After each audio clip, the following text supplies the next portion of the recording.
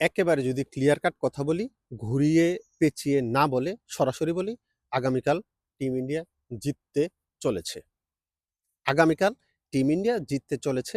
তাদের batting order, তাদের bowling department সবগুলো যদি ঠিকভাবে কাজ করে, 100% কাজ নাও করে, 80%ও যদি ওরা কাজ করতে পারে, তারপরেও টিম ইন্ডিয়া জিতে যাবে। নিউজিল্যান্ডের চাইতে টিম ইন্ডিয়ার এবারের দলটা অনেক বেশি শক্তিশালী।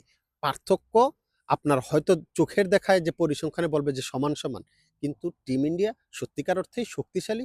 টিম ইন্ডিয়া 1983 সালে ওয়ার্ল্ড কাপ চ্যাম্পিয়ন যখন হয়েছিল, তখনও এত শক্তিশালী দল টিম ইন্ডিয়ার ছিল না। এবার যতটা শক্তিশালী দল, তাদের স্কিলের, তাদের ক্যালিবারের, তাদের সামর্থ্যের যদি আপনার 80%ও ডেলিভার করতে পারে, তাদের এক্সিকিউশন যদি করতে পারে, তাহলে টিম ইন্ডিয়া আগামীকাল জিততে চলেছে। এবং আমি চ্যালেঞ্জ করে বলতে পারি টিম ইন্ডিয়া আগামীকাল জিতবে। চ্যালেঞ্জ করলাম, টিম ইন্ডিয়া আগামীকাল জিতবে। আমি আছি আগামীকাল টিম ইন্ডিয়ার সমর্থনে।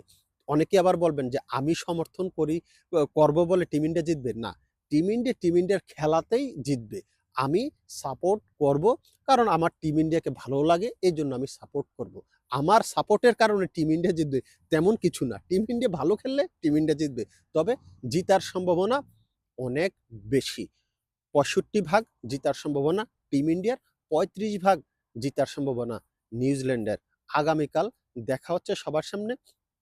খেলা শুরু হওয়ার আধা ঘন্টা আগে আমি লাইভে থাকবো। ইচ্ছা করলে আপনিও জয়েন হতে পারেন। সাদাকে সাদা, কালোকে কালো বলিব। সাদাকে কালো, কালোকে সাদা বলিতে পারিব না। আর আইসক্রিম ব্যতীত কারো পা চাটিতে পারিব না।